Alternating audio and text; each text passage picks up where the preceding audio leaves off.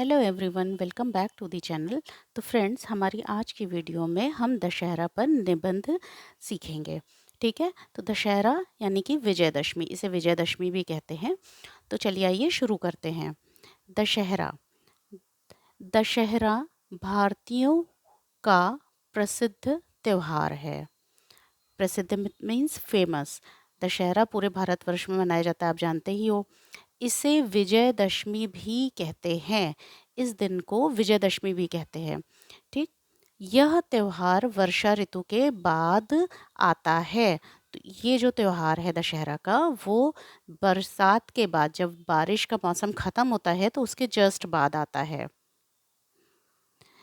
यह यह अश्विन मास के शुक्ल पक्ष की दशमी तिथि को मनाया जाता है।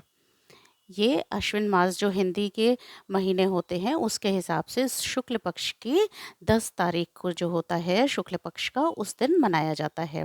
बंगाल में यह त्योहार दुर्गा पूजा के रूप में मनाया जाता है। तो बंगाल जो है, यानी कि उधर की साइड में दुर्गा जी की पूजा की जाती है 9 दिन, और उस तरह से ये त्योहार वहाँ पर मनाया जाता है। दशहरा को विजय का त्योहार भी कहते हैं। जो दशहरा होता है तो उसको विजय यानी कि जीत का त्योहार भी कहा जाता है। इस दिन श्री रामचंद्र जी ने लंका के राजा रावण पर विजय प्राप्त की थी। दशहरा वाले दिन ही जो है, श्री रामचंद्र भगवान जी ने जो लंका के राजा था रावण, उस पर क्या हुआ था, जीत हासिल करी थी, उसको युद्ध में हराया था। दशहरा से 8 दिन पहले भारत भर में रामलीलाएं होती हैं।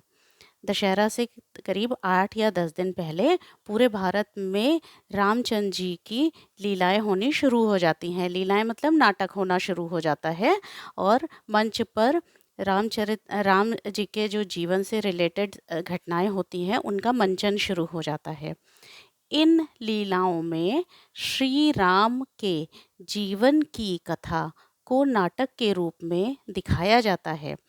इन लीलाओं में, इन नाटकों में क्या होता है, श्री राम जी के जो जीवन की घटनाएं होती हैं, जो जीवन की कथा होती है, जैसे श्री राम जी का जन्म कैसे हुआ, फिर कैसे उन्होंने कहाँ शिक्षा दीक्षा हासिल करी थी, फिर उसके बाद कैसे उनका विवाह हुआ, कैसे सीता जी से मिले, कैसे विवाह हुआ, फिर कैसे उनका वनवास हुआ, इन सबको क्या होता है, नाटक के रूप में दिखाया जाता है।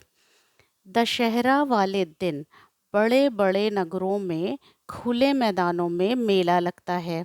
तो दशहरा वाले दिन क्या होता है, जो बड़े बड़े मेट्रोज होते हैं, बड़े बड़े शहर होते हैं, वहाँ पर क्या होता है, बड़े बड़े मैदानों में बड़े मेले लगते हैं। फिर वहाँ पे क्या होता है, वहाँ रावण, कुंभकर्ण और मेघनाथ के बड़े बड़े पुतले खड़े किए जाते हैं। वहाँ पर फिर क्या होता है कि रावण, कुंभकर्ण और मेघनाथ, ये तीनों ही जो है वो क्या थे, मतलब दुष्टता के प्रतीक थे, है ना, बुराई के प्रतीक थे। वहाँ इनके क्या होते हैं, बहुत बड़े बड़े पुतले बनाए जाते हैं और उसको खड़े किए जाते हैं। उनमें आतिशबाजी भरी होती है। आतिशबाजी मतलब पटाखे, उनके अंदर क्या होता है, पटाखे भर दिए जाते हैं। सायंकाल को यानी कि शाम को राम और रावण में नकली युद्ध दिखाकर उन पुतलों को आग लगा दी जाती है। फिर क्या होता है, शाम को राम जी और रावण में क्या होता है, नकली युद्ध दिखाया जाता है, मंचन किया जाता है, नाटक किया जाता है उसका। और फिर क्या करते हैं, पुतलों में, उन पुतलों में किसके, रावण, कुंभकर्ण और मेघनाथ के पुतलों में आग लगा दी जाती है। जिससे कि क्या पता चलता है कि भाई रामचंद्र जी ने क्या किया है, इन तीनों को मार गिराया है। ठीक है, और विजय हासिल करी है। यह पावन त्योहार हमें अधर्म और अन्याय की पराजय तथा धर्म एवं सत्य की विजय का संदेश देता है।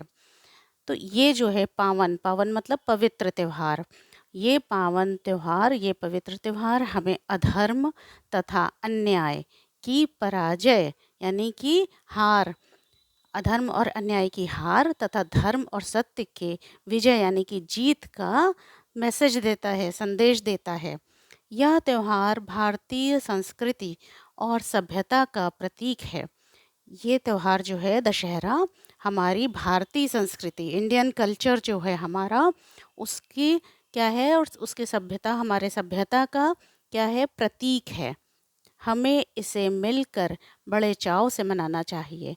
मतलब हमें इसे मिलजुल करके बहुत ही प्रेम से, बहुत उल्लास के साथ, हंसी खुशी मनाना चाहिए।